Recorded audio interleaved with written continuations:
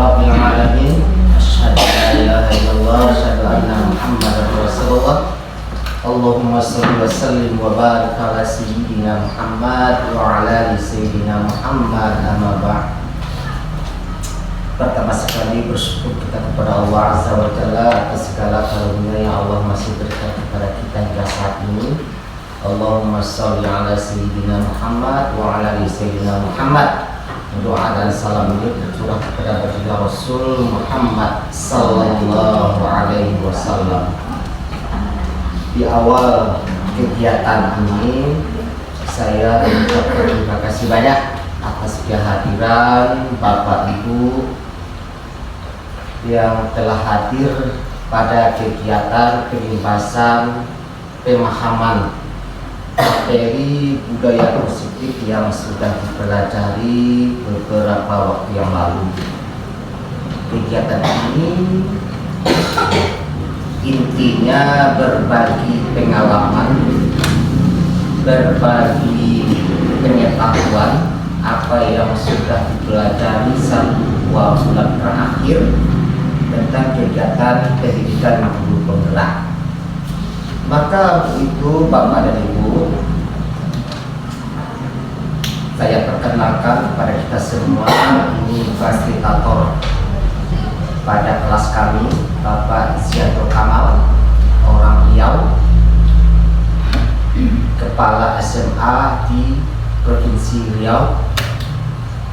Tepatnya saya tidak tahu pasti. 4.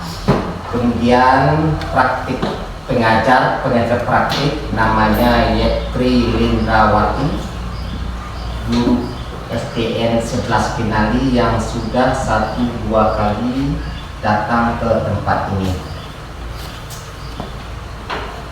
Sebelum memulai kegiatan ini, sejenak kita kembali menyepakati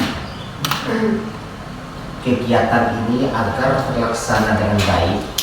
Pertama, diharapkan kepada kita semua untuk aktif dalam kegiatan, menghormati berbicara dari peserta lain.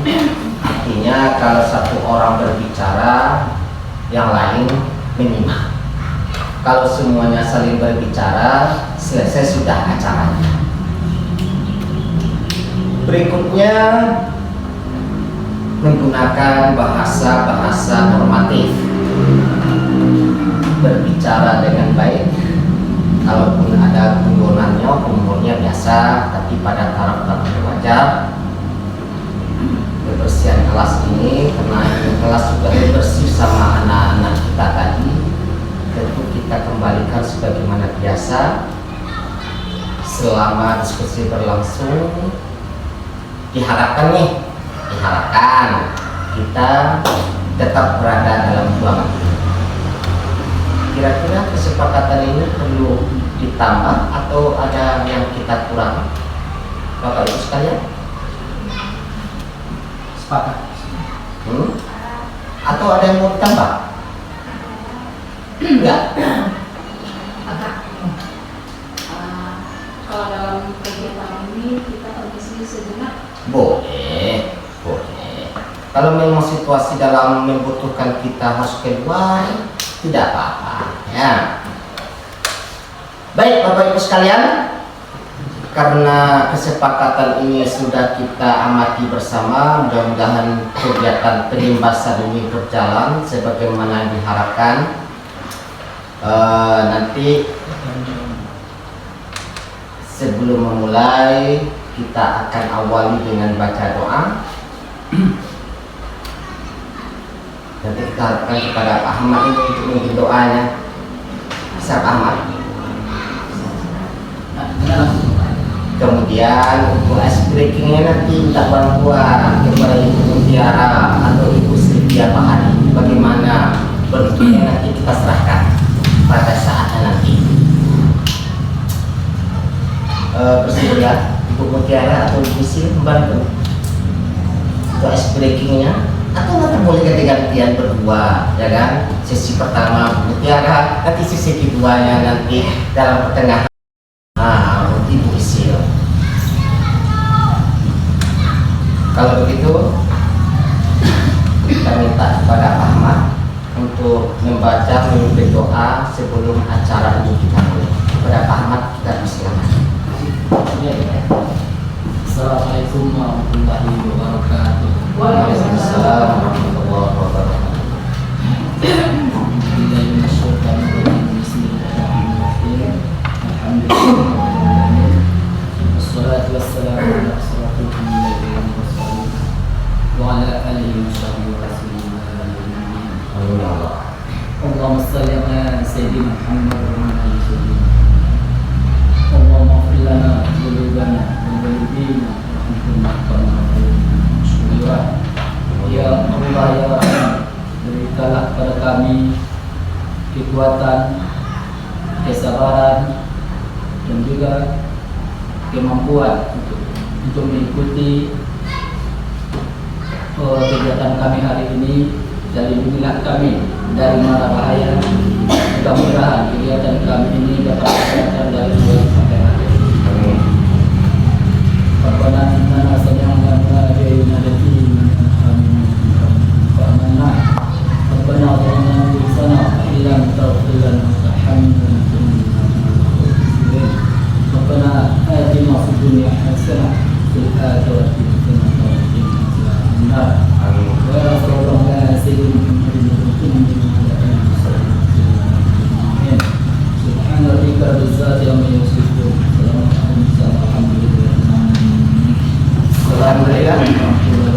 Waalaikumsalam warahmatullahi wabarakatuh. Terima kasih banyak kepada Ahmad Riyadi yang sudah memimpin doa kita bersama. Selanjutnya kita minta kesediaan Ibu Setia Bahari atau Ibu Mutiara Magor untuk memberikan penyegaran kepada kita supaya lebih bersemangat. Silakan kepada salah satu ibu yang berdua untuk memimpin kita ice breaking-nya. Kita duduk aja lah ibu-ibu ya. Iya, iya. Boleh kita melayani sebentar Kak? Silakan. Kalau bagus sama-sama.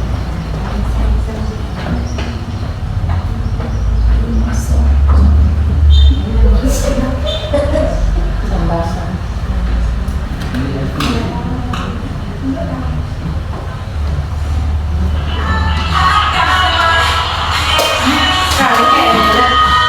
Nggak salah pakai aku ya. Bisa pakai stiker. Kayaknya cukup kerasa. Udah tuh, langsung aja gerakannya. Ya, ibu-ibu ambil posisi yang paling nyaman ya. Berhubung kita sudah lelah tadi berkegiatan, jadi kita sambil duduk saja melihat. Duduk saja. Terus semangat.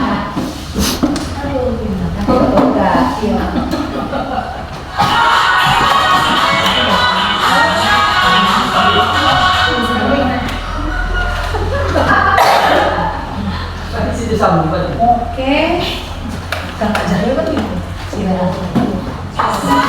Posisi paling nyaman.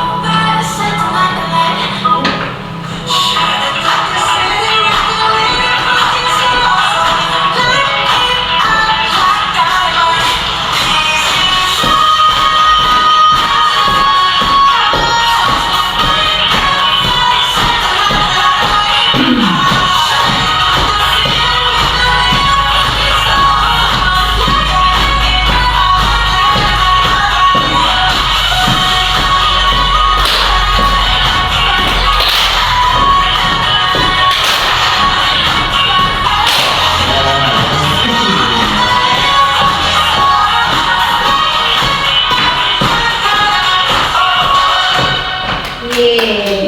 Kita berikan ya. Tim kita dalam kegiatan ice breaking yang pertama ini. Bagaimana Bapak Ibu? Sudah mulai hilang kantuknya? Karena memang ini jam-jam kritis. Baiklah Bapak Ibu sekalian, hal yang pertama yang perlu kita pahami bersama, pembelajaran pendidikan. Ini bukan kata yang baru, sudah biasa bagi kita selaku guru atau pendidik. Hal yang perlu kita garis bawahi adalah anak-anak kita yang datang ke sekolah ini, mereka itu bukanlah seperti gelas kosong. Anak-anak yang datang ke sekolah ini bukanlah seperti kertas putih bersih, tapi mereka datang kemari sudah memiliki potensi-potensi. Mereka datang kemari sudah memiliki bakat, memiliki kelebihan-kelebihan yang berbeda-beda di antara mereka. Ini harus kita pahami dulu. Dengan pemahaman yang model begini, kita bisa mengambil posisi, kita bisa mengambil sikap yang bijak. Kalau kita beranggapan bahwa anak didik ini seperti gelas kosong, maka kita sebagai guru seolah-olah menumpahkan semuanya supaya penuh ini gelas. Kalau kita beranggapan anak didik ini kertas putih polos yang belum tergores, maka kita sebagai guru selalu memposisikan terserah kita mau tulis apa itu di kertas kosong ini. Paradigma inilah harus kita perbaiki dengan memahami bahwa anak datang kemari memiliki potensi masing-masing mereka sesuai bakat alaminya, sesuai keadaan zamannya, berbeda-beda tingkat pemahaman mereka, hobi mereka, ketertarikan mereka. Maka tugas kita sebagai guru hari ini, nah ini yang harus Bapak Ibu pahami. Tugas kita sebagai pendidik, sebagai guru hari ini, pertama kenali dulu, kenali apa kelebihan, apa kecenderungan anak didik kita. Kenali. Si A hobinya matematika, si B hobinya seni, si C hobinya olahraga. Harus kita pahami dulu. Setelah kita memiliki data ini, maka kita mulai memberikan penguatan-penguatan. Kalau bahasa Ki Hajar Dewantaranya, menebal, tumbuh, kembangkan bakat anak ini. Jika anak ini hobinya matematika, jangan paksakan dia bernyanyi. Jika anak kita hobinya baca Quran, jangan paksa dia untuk kegiatan baca novel. Anak ini hobi bernyanyi, maka ayo nak, saban hari kita latih atau beri waktu mereka meluapkan ekspresinya di depan kelas. Itu yang dikehendaki dengan pemikiran Ki Hajar Dewantara bahwa tugas guru yang sebenarnya adalah seperti petani menanam biji jagung kemudian merawat. Kita tidak berhak mengatur anak ini mulai dari bibitnya, tapi kita hanya bisa apa yang bakat mereka yang ada, situ peran kita sebagai guru. Ini harus kita pahami sebagai paradigma perubahan dalam pendidikan saat sekarang. anak-anak kita, apalagi zaman sekarang, HP, kita nggak bisa menyalahkan teknologi. Kita hanya bisa mengatur, kita hanya bisa mengelola. Nggak mungkin kita bisa stop. HP itu salah, nggak baik. Tidak bisa kita berkata begitu. Kalau ada anak kita yang hobi dengan Android, bisa jadi anak ini akan menjadi gamer, YouTuber. Kita hanya bisa mengarahkan, perkuat sisi-sisi bakat anak-anak kita. Inilah tugas utama sebagai pendidik zaman sekarang. Anak bukan seperti tiap anak memiliki potensi-potensi yang berbeda. Di sini peran kebijakan dari seorang pendidik di sekolah. Selanjutnya Bapak Ibu sekalian, Ki Hajar Dewantara juga menjelaskan di mana ada kemerdekaan, di situ harus ada disiplin yang kuat. Untuk menciptakan murid yang merdeka, syarat utamanya adalah harus ada disiplin yang kuat dari dalam diri sendiri. Jika hal ini belum ada, maka perlu ada usaha dari luar untuk mendisiplinkan diri. Disinilah peran seorang guru. Disiplin dalam arti bebas juga bisa dikatakan disiplin itu belajar. Ini kaitannya dengan motivasi, semangat. Jangan latih anak-anak kita disiplinnya karena pengaruh dari luar. Jangan latih anak-anak kita disiplinnya karena selalu kita puji. Tapi upayakan pemahaman-pemahaman yang kontinu oleh kita sebagai orang dewasa.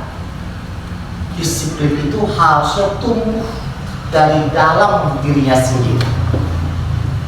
Sama halnya begini Bapak Ibu, kalau seandainya ada uang diletakkan dalam genggaman kita, pasti karena kita suka dengan uang ini, seberapapun orang menyuruhmu untuk membukanya, kita tak akan mau, karena berharga dan merasa berharga ini merupakan motivasi dalam diri kita.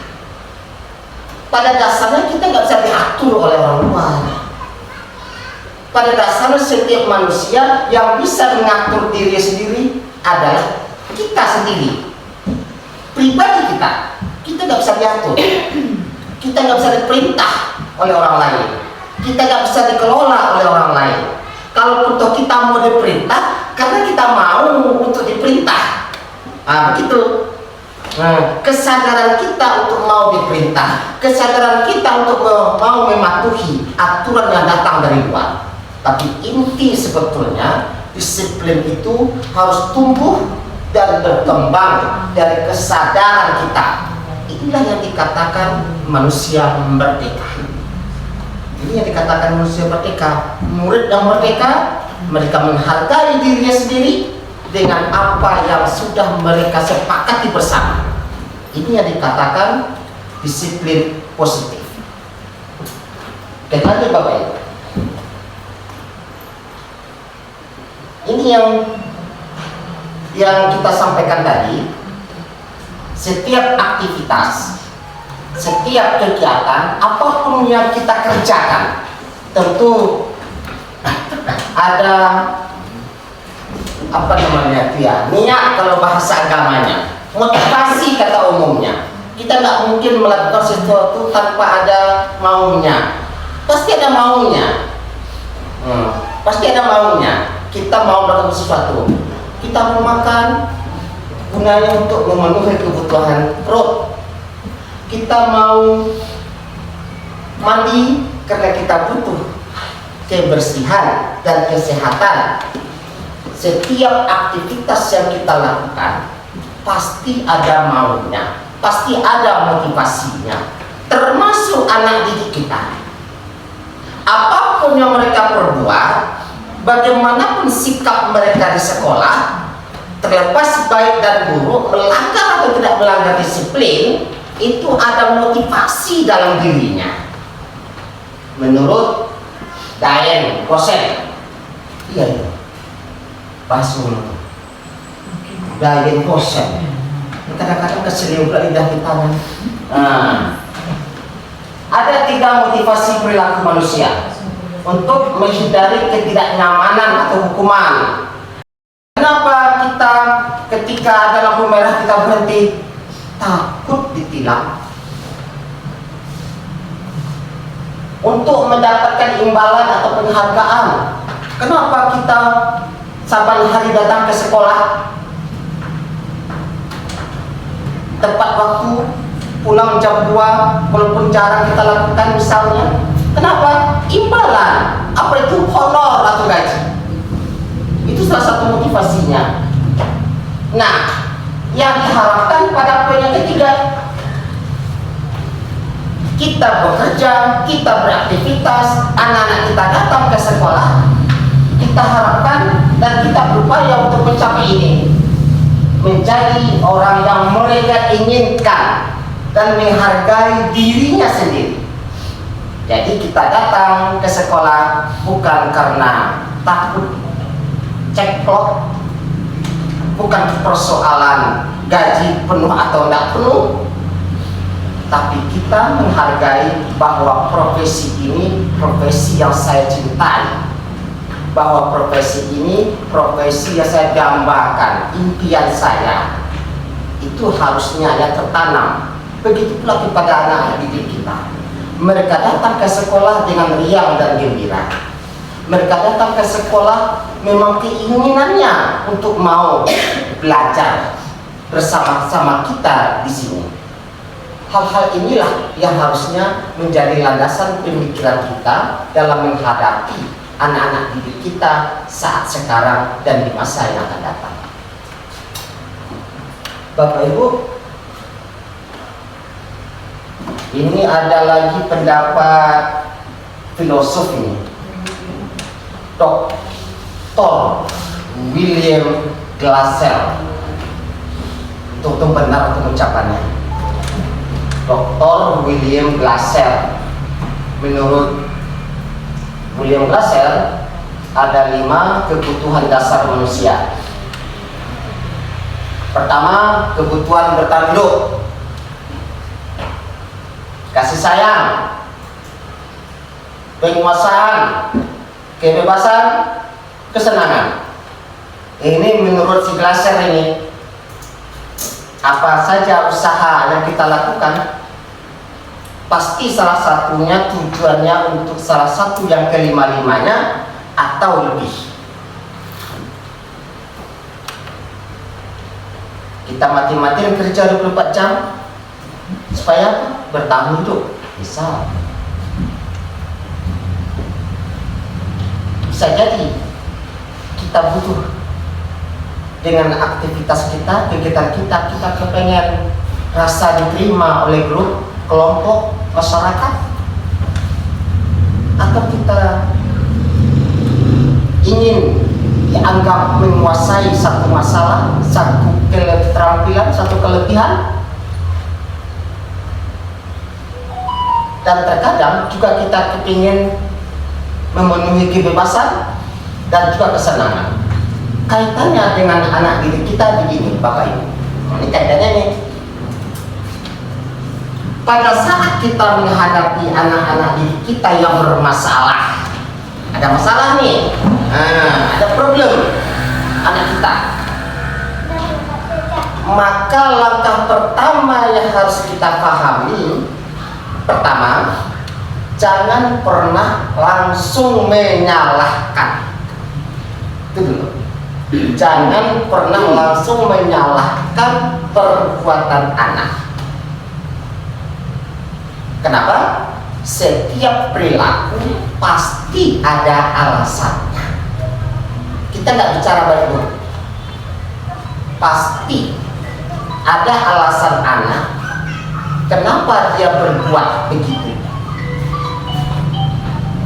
Bisa jadi dia berbuat begitu karena kepengen mendapat kasih sayang dari kita sebagai guru. Bisa jadi dia berbuat begitu karena kebutuhan perutnya belum terpenuhi dari rumah. Bisa jadi anak tersebut bermasalah karena kita tidak mengapresiasi kelebihannya. Dia pintar matematika, tapi kita nggak pernah puji kelebihannya itu. Atau bisa jadi dia merasa bosan dengan gaya kita mengajar, dengan cara kita memberi pelajaran, maka muncul masalah. Bisa jadi. Nah, bisa jadi mereka tidak senang, maka dia butuh kesenangan. Maka dari itu, kawan-kawan, Bapak Ibu sekalian, dengan memahami 5 kebutuhan dasar manusia ini, maka kita akan lebih lebih terbuka pemikiran kita, tidak cepat gondok, tidak cepat naik panik menghadapi anak-anak kita atau masalah kita dimanapun, karena kita akan berpikir tenang, kita akan berpikir positif terlebih dahulu. Jangan cepat-cepat negatif, jangan cepat menjudge, jangan terlalu menghakimi. Kamu ini udah salah ini, nggak benar ini kerjaan, belum apa-apa lagi, baru kemarin baru bilang, baru tadi baru dikatakan, udah salah lagi. Hal-hal yang begini yang harusnya kita mulai belajar kita dengan memahami kebutuhan anak-anak kita, dengan memahami kebutuhan dasar manusia, kita akan lebih lebih tenang. Kalau bahasanya lebih bijak dalam menghadapi persoalan maupun di lingkungan kita tinggal.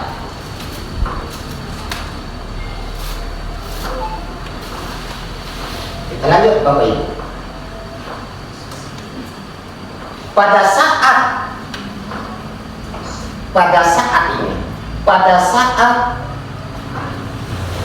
kita menemukan anak yang bermasalah,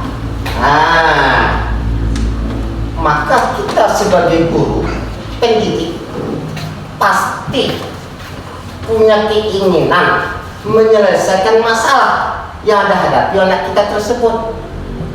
Ini ada beberapa, menurut Dian dosen, ada 5 posisi kontrol guru. Jadi ada 5 model.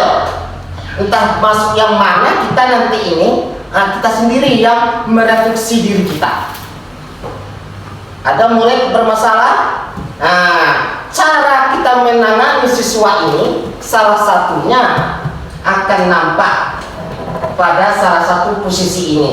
Bisa jadi kita sebagai penghukum, bisa jadi kita sebagai pembuat merasa bersalah, bisa jadi kita menjadi posisi teman, bisa jadi kita menjadi posisi pemantau, bisa juga kita berposisi sebagai manajer terhadap masalah yang dihadapi anak ini.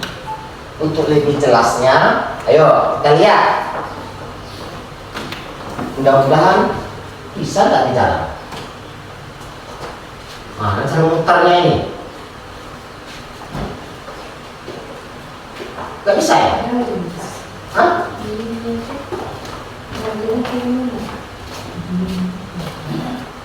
Nah ini dia salah satu kelebihan saya ini, Bapak Ibu.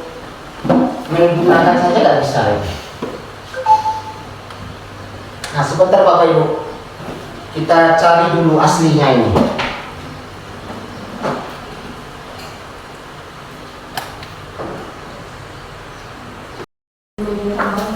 Di sini menggunakan suaranya. Ditekan dulu Pak, tekan tombol power dulu. Ini mana? Di rambutnya Pak. Apa yang mau dipencet ini?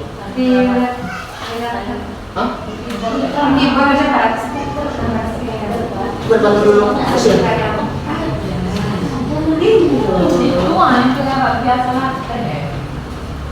Dekat sama hidung. Untuk Sip dulu. Ya. takut tuh, kayak fokus tuh mungkin. Suaranya pindah ke fokus.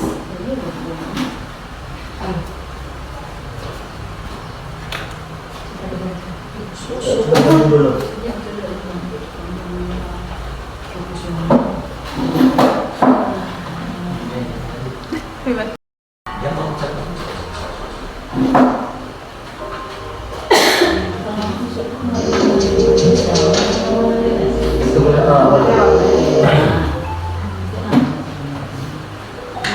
Nah, untuk lebih memahami posisi kontrol tersebut dulu, mari kita simak video berikut.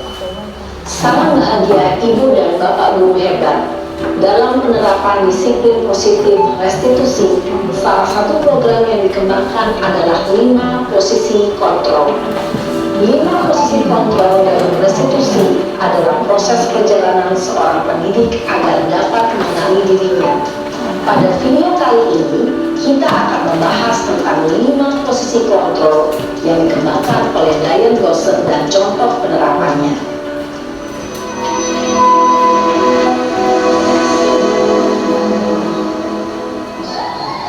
5 posisi kontrol itu adalah 1. Posisi penghukum, 2.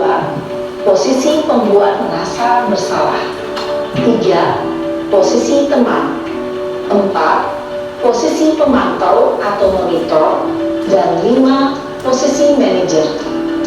Untuk lebih memahami kelima posisi tersebut, mari kita saksikan kasus Naren yang terlambat hadir 20 menit di sekolah dan melihat bagaimana kelima posisi kontrol dalam menghadapi masalah tersebut.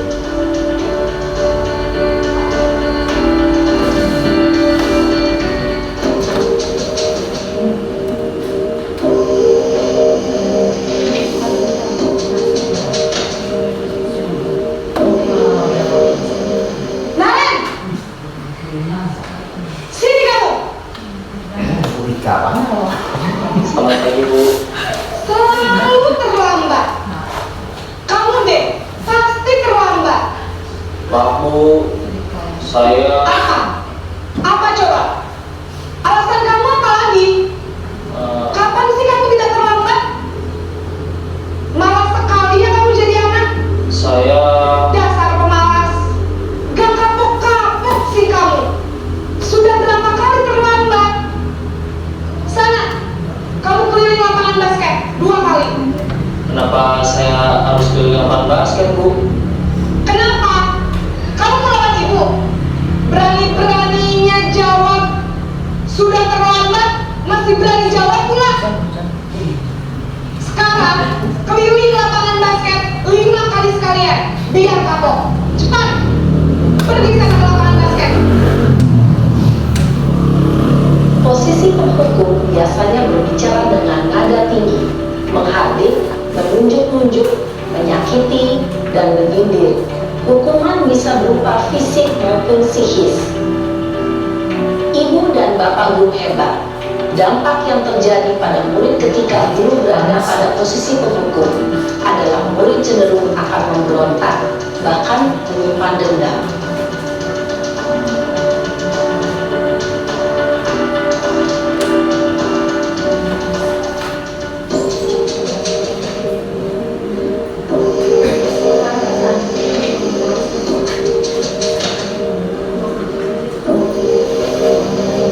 Naren!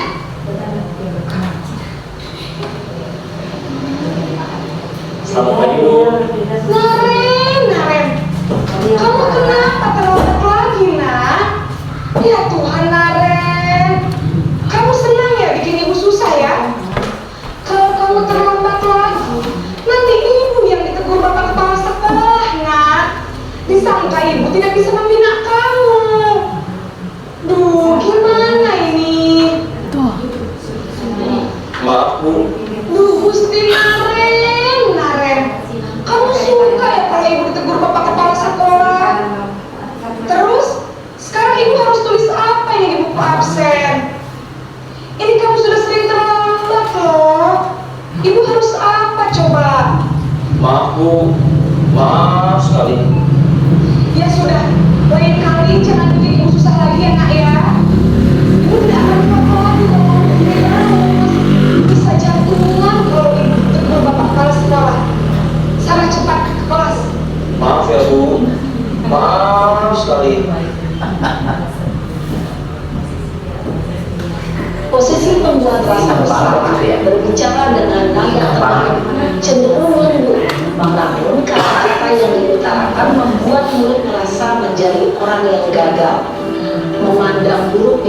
sendiri, merasa tidak berharga, dan tidak sanggup membahagiakan orang lain. Ketika guru mengambil posisi pembuat rasa bersalah, murid akan menganggap dirinya yang bersalah dan ia akan menyimpan emosi negatif tersebut di dalam dirinya.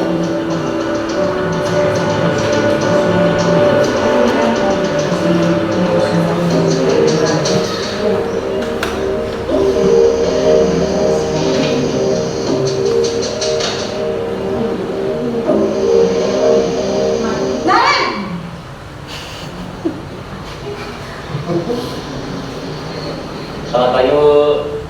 Wah, sudah jam berapa ini nak? Terlambat lagi ya saya. Iya Bu, habis ibu saya membangunkan saya Bu. Kamu malah menyalahkan ibu kamu. Kamu bukannya anak yang larinya paling kencang. Kok terlambat sih? Iya Bu, saya memang terlambat bangun tadi. Jadi biarpun saya lari kencang, tetap gak kekejar Bu. Ya sudah sana, nanti lain kali larinya lebih lambat lagi. Bikin seneng ibu, demi ibu. Bisa kan? Bisa lah Bu. Ya sudah sana masuk kelas. Ibu beresin urusan absen kamu. Kamu ini ada-ada saja. Dalam sesi teman, guru berbicara dengan nada suara ramah, akrab, cenderung bersenda gurau untuk menjaga suasana tetap santai. Murid akan merasa senang, aman, dan akrab dengan guru. Identitas yang tercipta adalah identitas sukses atau berhasil. Namun, perlu diingat, karena ini masih dorongan eksternal, maka ada faktor ketergantungan dari murid kepada orang tertentu. Di sini, guru absennya, sehingga di lain waktu, murid bisa berperilaku baik, namun hanya kepada orang-orang tertentu saja.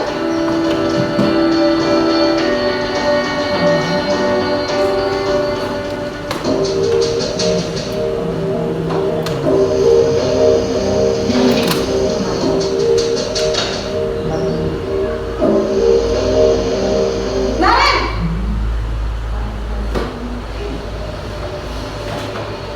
Selamat pagi Bu. Naren, apa peraturan sekolah kita tentang jam berapa kita harus masuk sekolah, nak? Kita harus di sekolah jam 7 Bu. Iya betul, sekarang sudah jam 7.20. Naren sudah tahu konsekuensinya jika terlambat hadir. Paham Bu. Saya harus tinggal kelas pas jam istirahat selama 20 menit.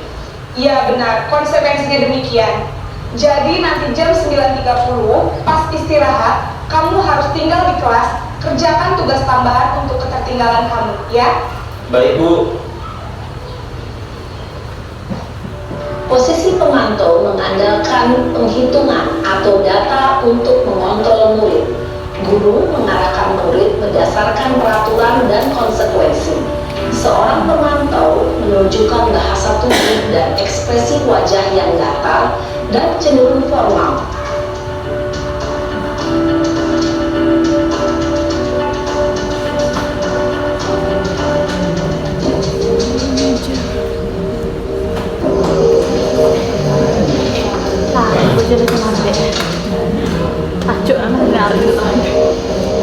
Naren!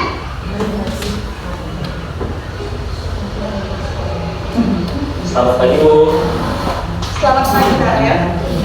Maaf Bu, saya terlambat. Iya, sekolah masuknya jam 7, sekarang sudah jam 7.20. Jadi sekarang bagaimana ini, Naren? Maaf Bu, saya lupa setel alarm saya semalam. Baiklah, menurut kamu, keyakinan sekolah yang mana yang perlu kamu tingkatkan? Menghargai diri sendiri dan orang lain mungkin ya Bu. Setuju. Jadi, apakah Naren meyakini prinsip saling menghormati tersebut? Iya Bu, saya meyakininya. Apakah Naren bersedia memperbaiki masalah keterlambatan ini? Bersedia Bu. Bagaimana kamu akan memperbaiki masalah keterlambatan ini? Saya akan coba untuk tidak lupa menyetel alarm saya Bu. Baik, kalau Naren lupa menyetel alarm di rumah, ada orang yang kira-kira bisa bantu mengingatkan tidak? Ada Bu, kakak saya. Kak Emma. Ada lagi selain Kak Emma? Selain Kak Emma, ada ibu saya. Baik, jadi yang mengingatkan Naren adalah Kak Emma dan ibu kamu ya. Kira-kira akan mulai setel alarm kapan nih Naren? Setelah pulang sekolah, akan segera saya lakukan. Baik, jadi Naren akan setel alarm untuk bangun besok pagi dan akan diingatkan oleh kakak dan ibunda Naren ya. Ada lagi yang mungkin perlu dilakukan Naren agar tidak terlambat bangun lagi? Tidak ada, Bu. Baik Naren, terima kasih untuk kerjasama kamu. Sekarang kamu perlu kembali ke kelas untuk belajar. Baik, Bu. Terima kasih. Posisi manajer adalah posisi kontrol yang disarankan untuk memimpin murid memiliki sikap disiplin yang positif, yaitu murid yang mandiri, bertanggung jawab, dan dapat memecahkan masalah. Tujuan dari posisi ini adalah agar murid dapat berefleksi atas tindakannya. Guru akan dengan tulus memberikan pertanyaan-pertanyaan bermakna, sehingga membuat murid dapat belajar dari kesalahannya dan mencari sebuah solusi untuk menyelesaikannya. Ibu dan Bapak guru hebat, setelah mengamati adegan kelima posisi kontrol tadi, kira-kira posisi mana yang paling ideal? Posisi mana yang dapat menunjang motivasi intensif murid? Ya, tentu posisi manajer. Posisi ideal yang ingin dituju setiap pendidik. Pada posisi inilah, guru dapat menerapkan disiplin positif yang berpihak pada murid, yang memerdekakan murid. Perjalanan seorang pendidik tentunya tidak mudah untuk sampai pada posisi seorang manajer. Namun, tujuan kita pasti, yaitu menciptakan murid-murid yang mandiri, merdeka, dan bertanggung jawab. Semoga penggambaran 5 posisi kontrol yang telah diperlihatkan ini dapat menjadi ajang refleksi bagi kita semua, agar dapat terus mengasah dan menerapkan disiplin positif yang memerdekakan murid. Mari terus berlatih dan bersemangat. Selamat menerapkan. Salam dan bahagia Ibu dan Bapak Guru hebat.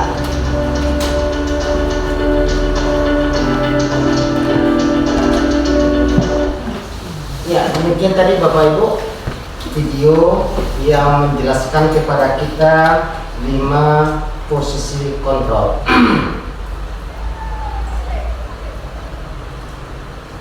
Bapak Ibu sekalian,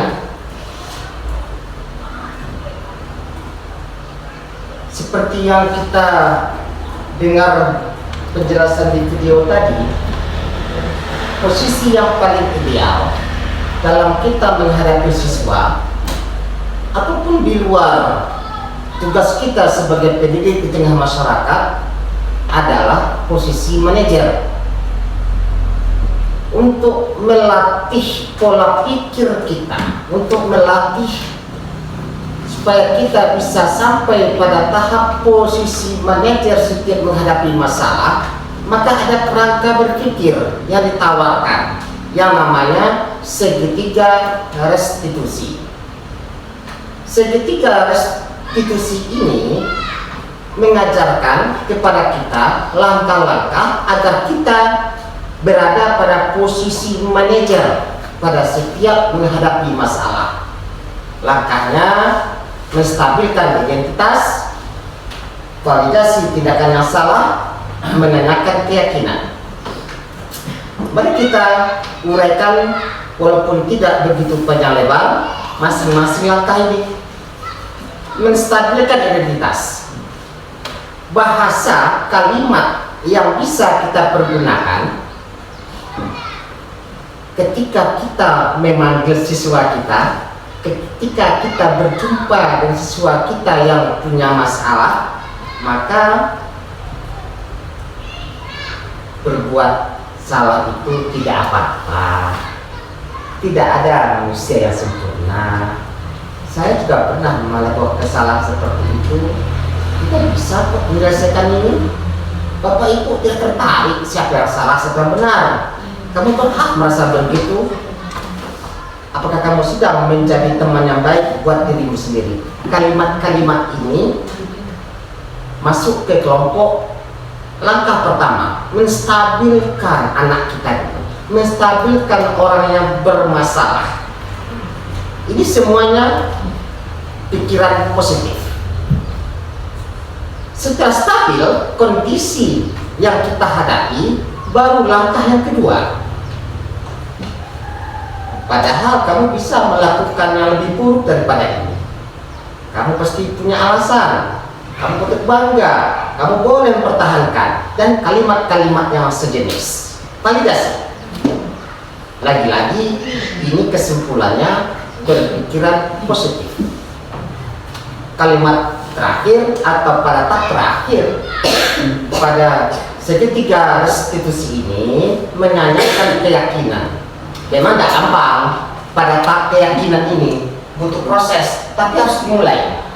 Pada tahap keyakinan inilah yang oleh kita di sekolah, makanya di sekolah, di kelas-kelas itu hendaknya kita memiliki kesepakatan kelas.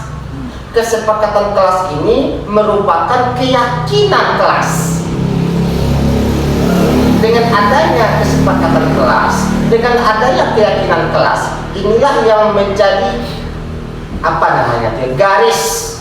garis moral yang bisa dijalankan bersama-sama di kelas. Kalau sudah masing-masing kelas memiliki keyakinan kelas, sudah memiliki kesepakatan kelas, ini bisa menjadi kesepakatan sekolah, ini bisa menjadi keyakinan dari sekolah. Contohnya,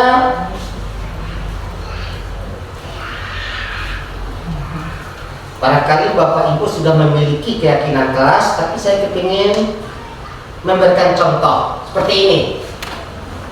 Keyakinan kelas 6, mungkin bisa jadi tahun kemarin ini, ya bisa. Ya, tahun kemarin atau sekarang? Kalau sekarang kami masih sampai kesepakatan kelas Pak. Belum lagi ya? Ya. Berakhlak mulia, kreatif, toleransi, gotong royong, mandiri, kemitraan, ya, komitmen. Terus yang paling atas itu warna hijau di atas apa gitu? Bertakwa kepada Tuhan Yang Maha Esa. Inilah contoh-contoh keyakinan yang ada di kelas 6. Agar lebih memperkuat pemahaman kita tentang posisi kontrol, tentang segitiga restitusi, membedah kasus. Untuk itu kawan-kawan, Bapak Ibu, kita bagi 3 kelompok. Nah, 3 kelompok. Ibu Sylvia Bahari kelompok 1, Ibu Mutiara Tumanggar kelompok 2, Pak Ahmad kelompok 3. Nah, supaya cepat, maka yang masuk kelompok 1 Bu Arin, Bu Resna, Ibu Tumina.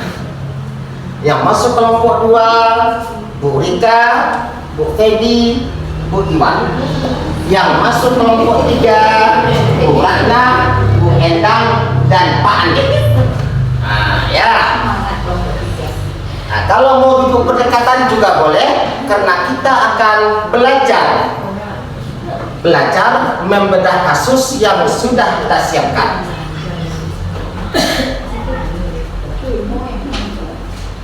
Kelompok 1 siapa tadi? Usil. Ya. Yang kelompok 2 Tiara, dan kelompok 3 Pak Ahmad. Nah, silakan kawan-kawan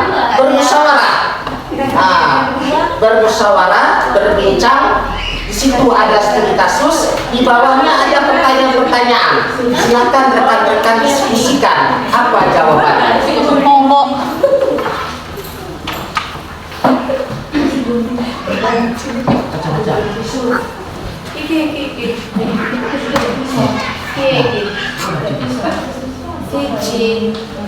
Ya, silakan Bapak Ibu sekalian.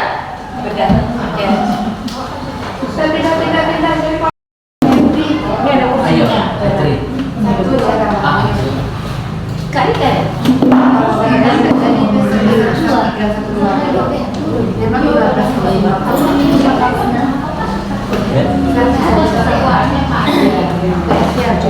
Masing-masing kelompok itu punya semua 1, 2, dan 3. dapat masuk dan mengajar. Akhirnya dicarikan guru pengganti. Ibu buat dicarikan pengganti karena dia buat. Ibu buat baru 2 tahun menjadi guru SD. Beberapa murid perempuan Bibi dan Sari. Yang dibahas oleh kelompok 1. Dani sedang menjelaskan pelajaran bahasa Inggris di depan papan tulis. Namun beliau memperhatikan bahwa Fajar mulai tidur-tiduran dan itu tak acuh pada pelajarannya.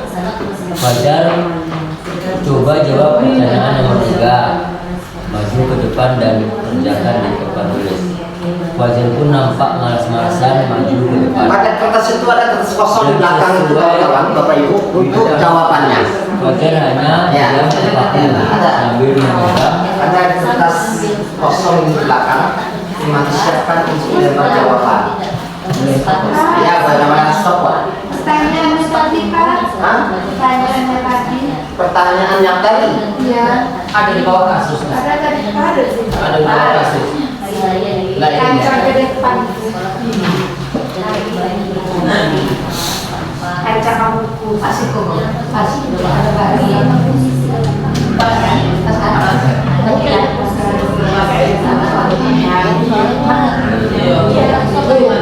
Jika ada Bapak Ibu yang masih ragu dengan kemana arahnya, slide bisa kita putar kembali. Ya Fajar, makanya jangan tidur-tiduran. Lain kali berperan, jangan duduk kembali. Bila kita siapa yang besar. Fajar pun kembali duduk sebangkunya. Dan seperti ini sudah jadi Fajar. Perhatikan itu tak cukup. Ingat tadi di situ. Posisi kontrol apa yang diambil oleh Ibu Dani dalam pendekatannya kepada Fajar? Membaca sifat Fajar, kira-kira kebutuhan apa yang dibutuhkan oleh Fajar? Bila mana Ibu Dani mengambil posisi pemantau, apa yang akan dilakukan? Seperti ini.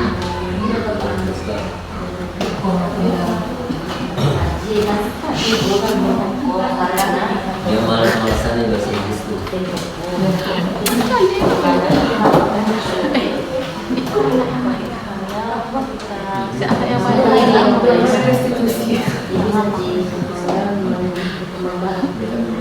Bendang. Biar.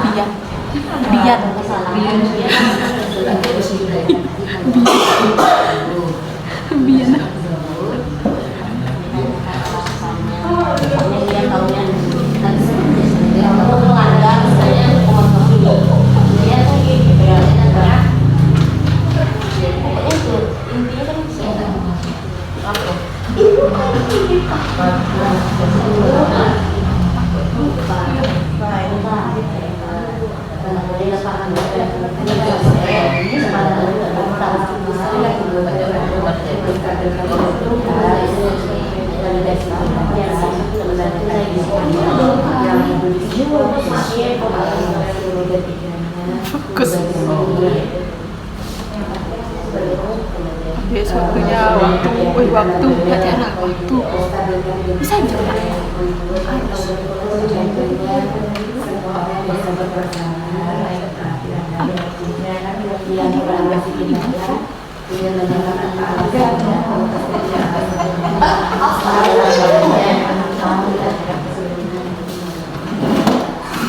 Kalau ada mau teman-teman mau dikembalikan ke slide sebelumnya untuk lebih meyakinkan jawaban, bisa kita bantu. Ya, ya kan arahnya ke 5 kontrol kan? Nah tuh, penghukum, pembuat merasa bersalah, teman, pemantau atau manajer. Nah, kemudian 3 langkah diskusi tadi. Nah, itu kan studi kasus, kita di posisi yang mana? Kan itu. Nah, kemudian kalau divalidasi, kalau di restitusi, langkah-langkah apa yang ada? Kira-kira ke sana itu. Jika Anda sebagai Pak Denny, jika Anda sebagai Bu Endang, mana posisi kita? Silakan Bapak Ibu. Mana posisikan diri? Enggak mungkin. Ini bagian segitiga restitusi, Pak. Segitiga restitusi atau kalimatnya, contoh kalimatnya, menstabilkan identitas. Ini kalimat Validasi tindakan, Pak. validasi tindakan. Ini kalimatnya. Bisa dicarikan padanannya pada studi kasus. Tentu saja nggak persis begini kalimatnya kan, tapi arahnya begitu.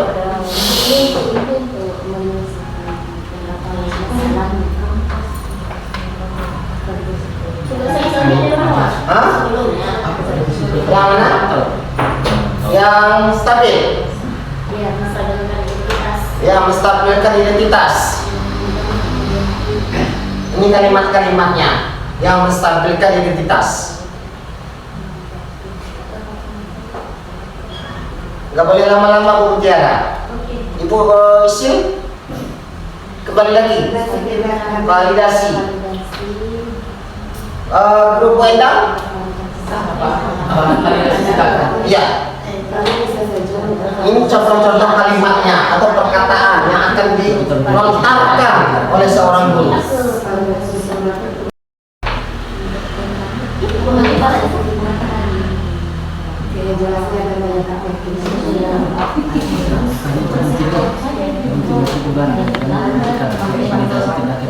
Sudah selesai Bapak Ibu? Belum? Nampak kan?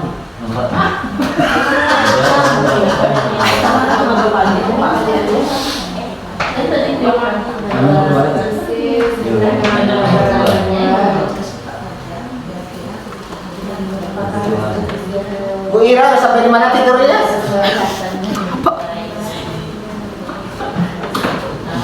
Ngantuk ya? Perlu direstitusi, Pak. Hah? Perlu direstitusi. Perlu direstitusi itu.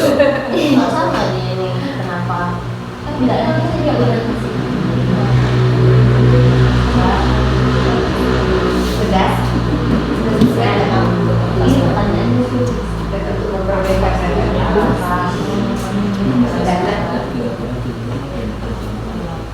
Dah, waktu habis. 5, 4, 3, 2, 1. Posisi yang diambil oleh Ibu Iwan. Yuk, silakan dikumpulkan. Siap. Biar.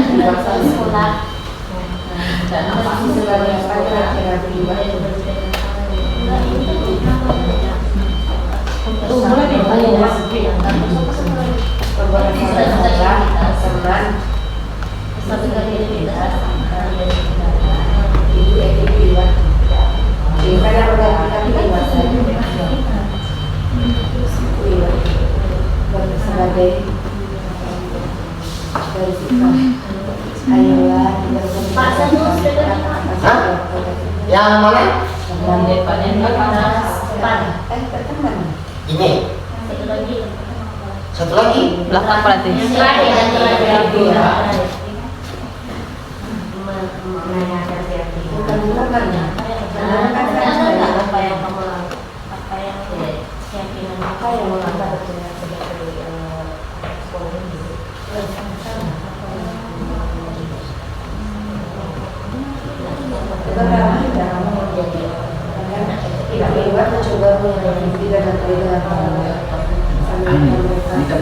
Posisinya ya tidak ada konsentrasi bagiannya dia. Iya.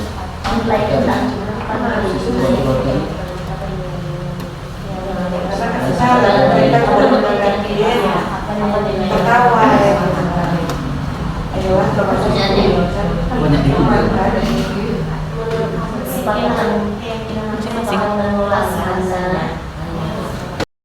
Satu lagi ya. Ayo semangat. Yang pertama mengajak paham diskusi ya. Kemarin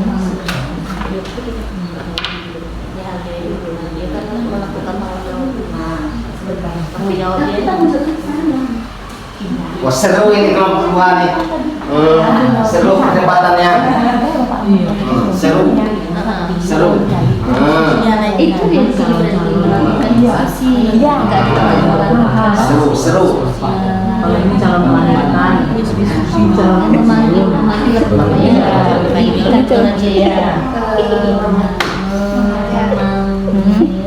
menghadapi calon abang itu mau lebih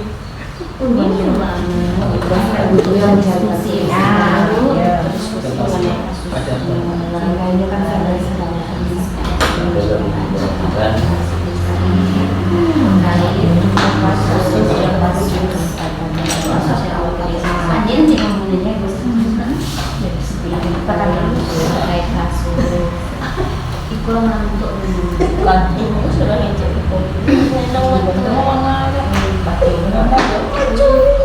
Udah selesai, nomor 3? Belum?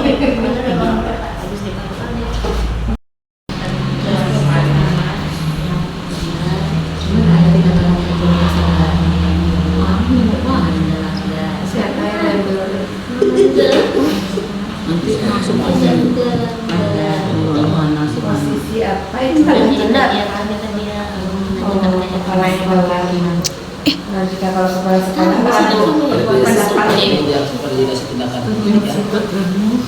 Memantau yang nomor 3 pemantaunya. Berarti pemantau jika nomor 3 posisi pemantau.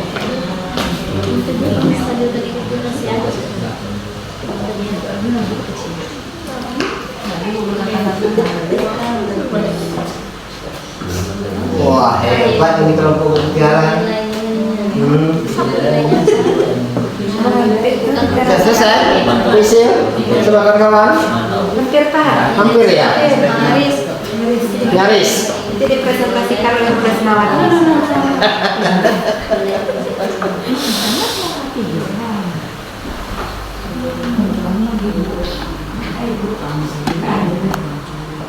Bagaimana? Yang mana?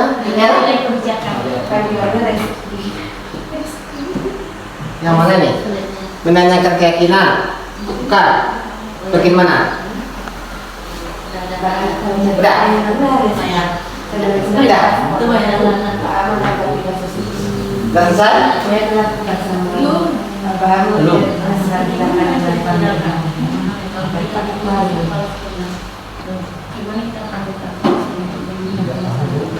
Kata dihukum ya, Anda bantukan, terus biarkan Anda mencari solusi. Siap, semangat guys. Tanda, ding ding ding.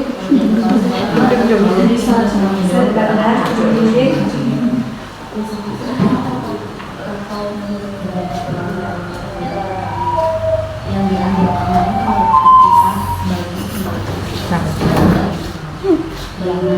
nanti jadi kewajiban apa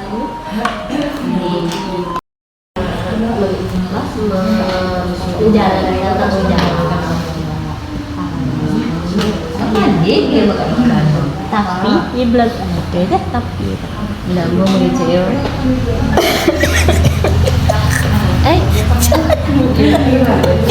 Satu. sedang persiapan presentasi siapa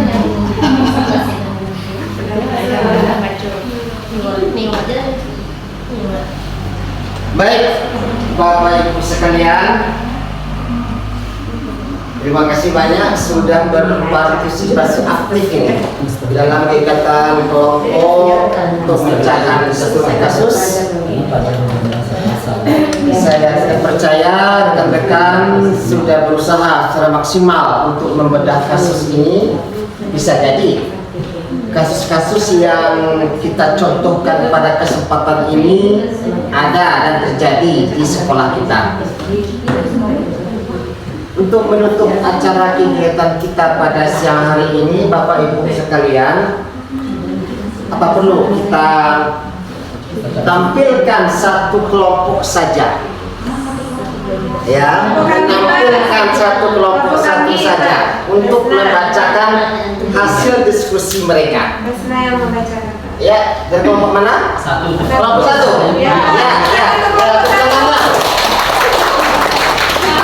kita persilakan. Akan memaparkan jawaban ya Pak Ya. Memaparkan jawaban dari studi kasus 1. Yang pertama pertanyaannya yaitu dalam kasus di atas langkah-langkah restitusi apa saja yang sudah dijalankan oleh Bu Endang. Kasusnya dibacakan Pak. Nggak usah. Dalam kasus di atas langkah-langkah restitusi apa saja yang sudah dijalankan oleh Ibu Endang. Jawabannya itu menanyakan keyakinan.